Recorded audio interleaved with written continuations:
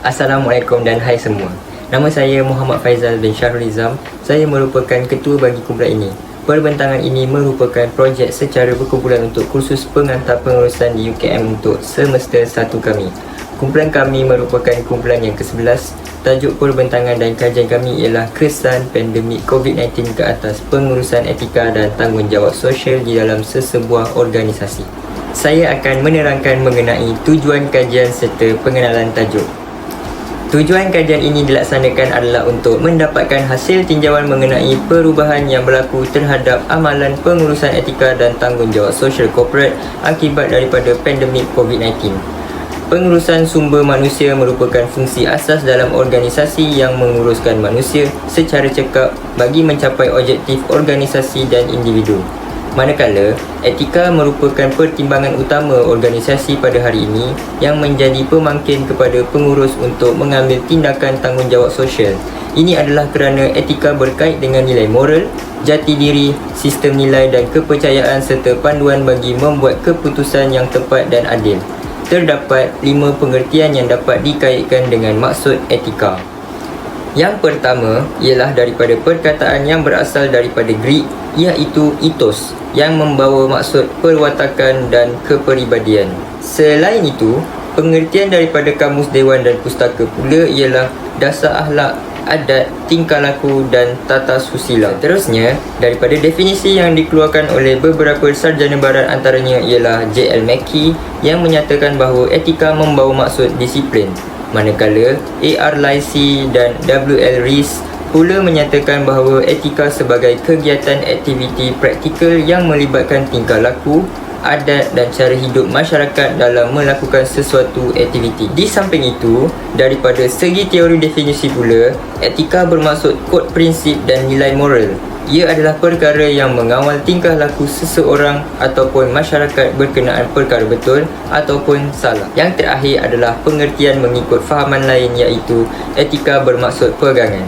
Menurutnya, kehidupan tanpa pegangan menyebabkan kita lari daripada landasan yang sepatutnya dan ini menyebabkan sesuatu perjalanan menjadi sangat sia-sia. Perjalanan dengan pegangan dan asas yang betul menyebabkan kita lebih dihormati dan juga disegani. Apa yang dapat disimpulkan daripada maksud etika ini ialah pengurusan etika ini sangatlah penting dalam setiap organisasi kerana ia dapat membentuk akhlak dan moral yang baik dalam diri kalangan pekerja.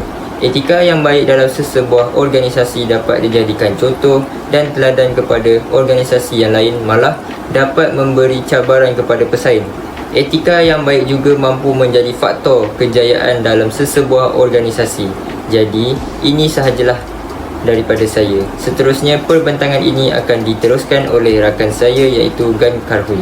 Sekian, terima kasih. 2.0 Justifikasi pengurusan etika dan tanggungjawab. 2.1 4 jenis tingkah laku pengurus etika. Yang pertama ialah menunjukkan kejujuran dan integriti. Yang kedua ialah keadilan dalam pembuatan keputusan dan pembahagian ganjaran. Yang ketiga ialah menunjukkan sifat baik hati, belas kasihan dan memberikan perhatian terhadap keperluan dan perasaan orang lain. Yang keempat ialah berkomunikasi dan berkuasakan standard etika melalui tingkah laku. Pertama ialah menunjukkan kejujuran dan integriti. Hal ini kerana kejujuran dan integriti dapat mewujudkan sesebuah organisasi melahirkan modal insan yang berkualiti. Semasa COVID-19 ini, terdapat banyak organisasi melaksanakan peralihan kepada mood bekerja dari rumah. Hal ini menimbulkan nilai kejujuran dan integriti dalam diri sendiri untuk menjalankan tanggungjawab dan tugasan semasa berlaku COVID-19. Wabak COVID-19 mempengaruhi tingkah laku individu secara tidak sedar pada diri sendiri apabila proses kerja dan persekitaran kerja sudah membuat perubahan. Penilaian tingkah laku individu menjadi satu proses yang penting memastikan kelangsungan sesebuah organisasi menghadapi isu etika dan integriti pekerja mereka untuk menjalankan tugasan masing-masing. Yang kedua ialah keadilan dalam pembuatan keputusan dan pembahagian ganjaran. Hal ini demikian kerana asas keadilan yang dianggap sebagai neraca utama dalam setiap keputusan dan tindakan yang diambil oleh pengurus untuk melakukan sesuatu perubahan. Sebagai contoh, pengurus tidak melakukan perubahan untuk memuaskan setiap tuntutan, keperluan dan kehendak daripada pekerja, tetapi pengurus akan membuat perubahan berdasarkan keadilan yang boleh meminimalkan kekecewaan, konflik dan ketidakpuasan pekerja dalam organisasi. Ketiga ialah menunjukkan sifat baik hati, belas kasihan dan memberikan perhatian terhadap keperluan dan perasaan orang lain. Hal ini demikian kerana pengurus perlu sentiasa memberikan perhatian terhadap setiap pekerja supaya mereka akan merasa diri sendiri diberikan perhatian dalam organisasi. Sebagai contoh, pengurus perlu sentiasa bertanya masalah yang dihadapi oleh pekerja dan apa-apa yang diperlukan oleh mereka supaya dapat memberikan pertolongan dan bantuan kepada mereka. Pengurus juga perlu mengambil tahu bahawa keadaan sekeliling dan emosi pekerja dalam organisasi. 2.2 Tiga tahap perkembangan moral peribadi. Pertama ialah moral pra-konvensional. Tahap ini menunjukkan bahawa peringkat awal perkembangan moral, ketataan dan hukuman adalah sangat penting pada setiap individu. Hal ini kerana organisasi melihatkan peraturan sebagai tetap dan mutlak pada tahap ini. Pada tahap ini, pandangan individu dan tindakan berdasarkan cara mereka melayani keperluan individu. Ketidakadilan yang boleh dilakukan pada tahap ini dalam pembangunan moral untuk mementingkan kepentingan diri sendiri. Gaya kepimpinan pengurus pada tahap pra-konvensional ialah gaya kepimpinan autokratik manakala tingkah laku pekerja iaitu pencapaian tugas. Dan seterusnya ialah tahap 2. Tahap 2 ialah moral konvensional. Tahap ini menunjukkan bahawa hubungan interpersonal dalam pembangunan moral memberikan tumpuan kepada hidup sehingga harapan dan peranan sosial. Pada tahap ini, setiap individu mula mempertimbangkan masyarakat secara keseluruhan ketika mereka membuat keputusan. Tujuan adalah untuk mengekalkan undang-undang dan ketetapan dengan mematuhi peraturan dan melakukan tugas masing-masing. Gaya kepimpinan pengurus pada tahap moral konvensional iaitu gaya kepimpinan berorientasi pasukan manakala tingkah laku pekerja adalah kerjasama dalam perkumpulan. Yang seterusnya ialah tahap 3. Tahap 3 ialah moral post-konvensional. Tahap ini menunjukkan bahawa hak individu mengambil kira nilai, pendapat dan kepercayaan orang lain yang berbeza. Pada tahap ini, orang akan mengikutkan prinsip keadilan dalaman walaupun bertentang dengan peraturan dan undang-undang. Gaya kepimpinan pengurus pada tahap moral post-konvensional iaitu gaya kepimpinan transformasi. Manakala tingkah laku pekerja ialah diberikan kuasa dan melibatkan diri dalam melakukan kerja dan tugasan masing-masing. Hai, saya Arina Sofia. Saya akan memperkenalkan organisasi perniagaan yang menjadi pilihan kami bagi menjayakan projek hari ini. Real Education Group Sdn Bhd merupakan ibu kepada Real Schools, iaitu sebuah institusi swasta yang mempunyai kampus di Shah Alam, Cheras dan Johor Bahru yang menawarkan sukatan pelajaran nasional dan antarabangsa. Real Schools juga dengan kerjasama Columbia Asia Hospital telah membangunkan pelan tindak balas dan keselamatan COVID-19 yang komprehensif. Kampusnya mempunyai persekitaran hijau yang dibina khas dan direka bentuk bagi memberi ruang kepada pelajar untuk belajar, berinteraksi, berehat dan meneroka. Kami telah melaksanakan temu duga bersama pengurus sumber dan kewangan bagi salah sebuah kampus di Shah Alam, iaitu Puan Siti Khadijah binti Barkat Ali. Beliau telah bekerja selama lebih 17 tahun di organisasi yang sama. Beliau telah memberikan kerjasama yang baik sepanjang temu duka dijalankan dengan berkongsi pengalaman dalam menguruskan organisasinya, terutama ketika musim pandemik. Di sini saya ingin menerangkan pula mengenai kajian eksploratori yang berkaitan dengan topik 3 kumpulan kami, iaitu membina organisasi yang beretika. Yang pertama ialah tujuan kajian kumpulan kami menggunakan platform Microsoft Teams bagi menemu duga seorang pengurus sumber dan kewangan daripada sebuah syarikat sekolah antarabangsa. Temu duga ini bertujuan untuk mendapatkan lebih banyak maklumat mengenai bagaimana sesebuah organisasi menggunakan jenis etika yang sesuai ketika pandemik COVID-19. Akibat daripada pandemik COVID-19 ini menyebabkan pihak pengurusan terpaksa menitik beratkan ketegasan dalam menggunakan ketiga-tiga jenis etika yang dipilih, iaitu jawatan kuasa etika, kod etika dan latihan etika dalam organisasi syarikat mereka. identifikasi masalah etika yang berlaku di dalam organisasi amat dipandang serius oleh pihak pengurusan syarikat. Dengan pandemik COVID-19 yang melanda menyebabkan ramai di kalangan pekerja dalam organisasi mempunyai masalah peribadi yang disebabkan oleh gaya hidup norma baru, menyebabkan masalah gangguan mental dan emosi di kalangan pekerja, mengakibatkan perbuatan tidak beretika seperti masalah tingkah laku pekerja serta berlaku kecurian di kalangan pekerja dalam organisasi. Seterusnya, saya ingin menerangkan tentang penelitian mendalam dalam setiap jenis etika yang digunakan syarikat semasa pandemik COVID-19, iaitu jawatan kuasa etika, kod etika dan latihan etika.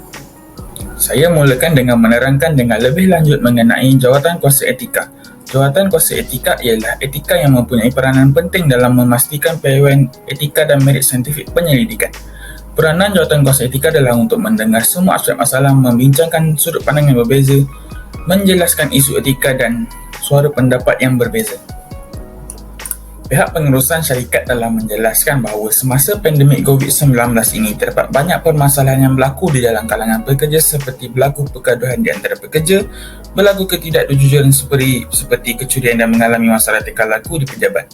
Pengurus memberitahu bahawa sejak pandemik COVID-19 melanda, mereka telah menetapkan tarikh janji temu bagi setiap pekerja mereka bersama jawatan kuasa etika bagi mendengar masalah mereka dan memberi pendapat yang berbeza.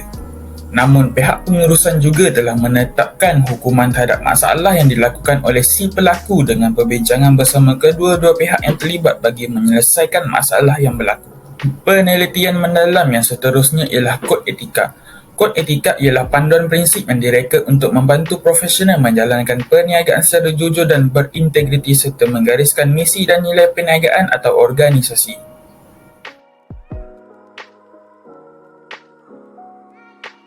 Jenis etika yang terakhir ialah latihan etika yang sering dipraktikkan di syarikat sekolah antarabangsa ini.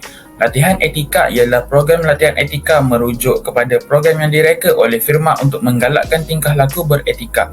Program latihan etika menyediakan pekerja dengan arahan tentang cara menangani dilema etika apabila ia berlaku dan memperbaiki keseluruhan kelakuan etika mereka. Ia bukan sahaja membantu menggalakkan kesedaran tentang amalan etika dan syarikat, malah latihan etika meningkatkan semangat supaya pekerja bekerja dengan lebih berkesan dan harmoni dengan rakan sekerja mereka. Pengurus juga ada menyatakan bahawa latihan etika ini amat penting untuk semangat di kalangan pekerja dalam organisasi syarikat yang kian runtuh setelah pandemik COVID-19 ini melanda. Hal ini disebabkan pekerja yang mengalami masalah kewangan dan kemurungan disebabkan suasana sekeliling terlalu tertekan untuk dihadapi berseorangan. Dengan adanya program latihan etika, ia sememangnya dapat membantu membina semula prinsip etika di dalam kalangan pekerja termasuk peringkat pengurusan, kerana ia seumpama memberi peluang kedua untuk membaiki kekurangan diri dan orang lain. Okey, kita pergi ke seterusnya, iaitu 4.0 hasil kajian. Suasana atau keadaan di dalam syarikat sebelum pandemik COVID-19 berlaku. Dari segi aspek pekerja hadir ke tempat kerja tepat pada waktunya.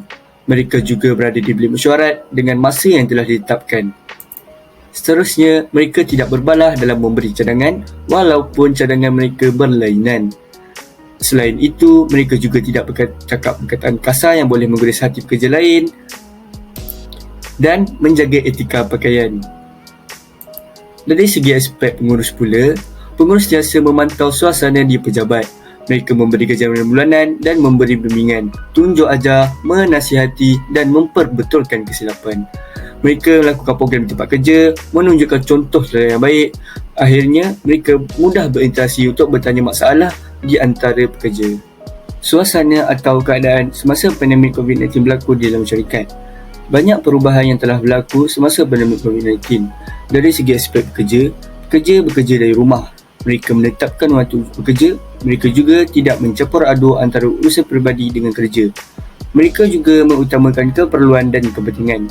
Seterusnya, pekerja memohon cuti untuk perlepasan pada hari bekerja. Selain itu, pekerja mengekalkan prestasi kerja. Akhir sekali, mereka memenuhi capaian tarikh akhir dan sentiasa mengemas kini status kerja. Dari segi pengurus pula, pengurus memberi ganjaran secara adil dan mengadakan percubaan atas talian bersama pekerja. Hal yang demikian untuk memastikan pekerja mereka bekerja dari rumah. Mereka juga memberi sokongan dan mengambil tahu keadaan dan emosi pekerja. Akhir sekali, pengurus memberi bantuan kewangan kepada pekerja mereka. Penganjuran penambahbaikan. Dalam menyelusuri era pandemik yang semakin mencabar, bagi memastikan sesebuah organisasi terus relevan serta dapat bertahan dalam jangka masa panjang, beberapa penambahbaikan telah dilakukan secara konsisten. Justru, setelah mengadakan temu bual bersama Puan Siti Khadijah, pengkaji mendapati terdapat beberapa penambahbaikan yang boleh diimplementasikan dalam pengurusan organisasi beliau.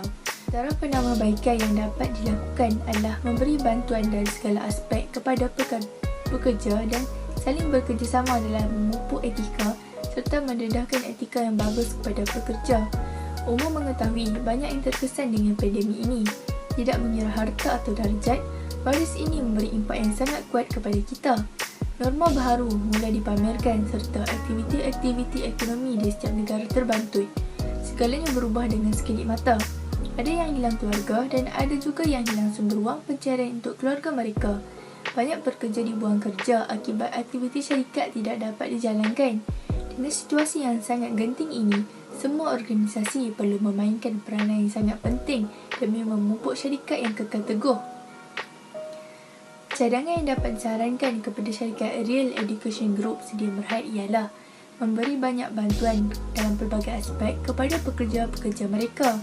Sebagai contoh, memberi bantuan keuangan kepada semua pekerja yang terkesan dengan pandemik ini.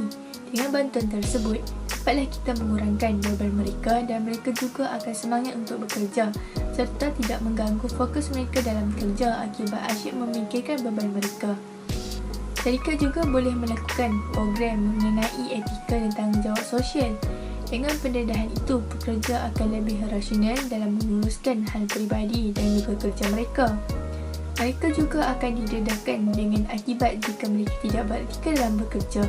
Jika mereka tidak beretika, pihak syarikat perlu memberi amaran kepada pekerja dengan perlakuan salah mereka terhadap syarikat. Syarikat juga perlu mengawasi pekerja dalam bekerja di rumah seperti membuat pengawasan dalam waktu bekerja. Hal ini dapat mengelakkan daripada berlakunya penipuan antara satu sama lain. Pengurus juga perlu menunjukkan etika yang bagus dan menjadi role model kepada pekerja agar pekerja dapat mengikuti sikap pengurus mereka dan saling nasihat antara satu sama lain dalam pembentukan etika dalam organisasi. Jika musim pandemik, emosi yang tidak stabil boleh membawa kepada salah laku dan pelanggaran etika. Hal ini perlu diatasi dengan memberi sesi kaunseling dan juga sentiasa menasihati mereka dalam menangani masalah emosi. Pengurus perlu bertindak dengan lebih kondusif dalam pembentukan etika dalam organisasi. Justru itu, semua pihak perlu berganding bahu dalam menangani hal-hal dalam organisasi agar tidak akan memusnahkan reputasi syarikat. Tidak ada yang mustahil untuk membentuk syarikat yang berjaya dengan etika yang kokoh. Apabila penganjuran ini dipraktikkan, tiada masalah bakal berlaku walaupun pada pasca pandemik COVID-19. Seterusnya, menyediakan seminar motivasi pekerja secara atas talian. Telah mengetahui arahan bekerja dari rumah telah dilaksanakan oleh sektor awam dan swasta selaras dengan Perintah Kawalan Pergerakan PKP. Arahan bekerja dari rumah ini sememangnya mencabar kerana terpaksa berkomunikasi dengan rakan sekerja menggunakan aplikasi WhatsApp dan email. Bekerja dari rumah memerlukan disiplin yang tinggi dan perlu disempurna dengan sebaik mungkin bagi memenuhi kehendak dan keperluan organisasi atau majikan. Hal ini akan beri kesan gangguan kesihatan mental yang mengganggu produktiviti setengah pekerja. Kemurungan merupakan salah satu dari kategori gangguan kesihatan mental yang mencatat kelaziman yang paling tinggi di seluruh dunia. Pada peringkat global, World Health Organization WHO telah mengklasifikasikan kemurungan sebagai gangguan mental yang paling banyak dan paling tinggi yang berlaku pada setiap lapisan masyarakat yang sedang melanda di kebanyakan negara di dunia ini. Oleh itu, pentingnya pengurus mengadakan seminar motivasi pekerja secara atas talian supaya pekerja dapat menguruskan tekanan emosi semasa bekerja dari rumah kerana segala tingkah laku individu semasa bekerja banyak dipengaruhi oleh tahap motivasi individu tersebut. Selain itu, penambahbaikan yang perlu dilakukan adalah merapatkan jurang digital dan kemudahan internet berkelajuan tinggi dalam kalangan pekerja. Sejak arahan bekerja dari rumah semasa pandemik COVID-19 diperkenalkan, Penggunaan teknologi dan internet memainkan peranan yang amat penting dalam memastikan kelancaran bekerja dari rumah. Penggunaan gadget seperti laptop telah menjadi satu keperluan bagi memudahkan urusan kerja seperti menaik laporan dan mengadakan mesyuarat secara atas talian melalui aplikasi Zoom dan Google Meet. Walau bagaimanapun, sejak musim pandemik COVID-19 melanda dunia, aktiviti pembelajaran dan pengajaran PDP secara maya dan urusan bekerja dari rumah telah menyumbang kepada peningkatan permintaan peranti laptop ini yang menyebabkan harga jualannya semakin mahal. Hal ini menyebabkan sesetengah individu, terutamanya golongan B40, tidak mampu untuk membeli peranti yang serba canggih ini. Oleh itu, sebagai seorang pengurus yang prihatin terhadap pekerjanya, inisiatif program bantuan alat peranti laptop serta data internet percuma amatlah disyorkan bagi membantu pekerja-pekerja yang kurang berkemampuan.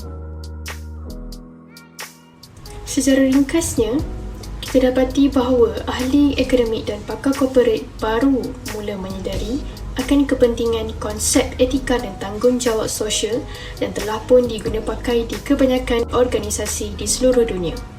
Malah, krisis COVID-19 telah memberi penyedaran akan pengurusan etika bahawa ia sangatlah penting kerana dapat mengurangkan konflik, penyelewengan serta menjaga kelestarian tanggungjawab sosial.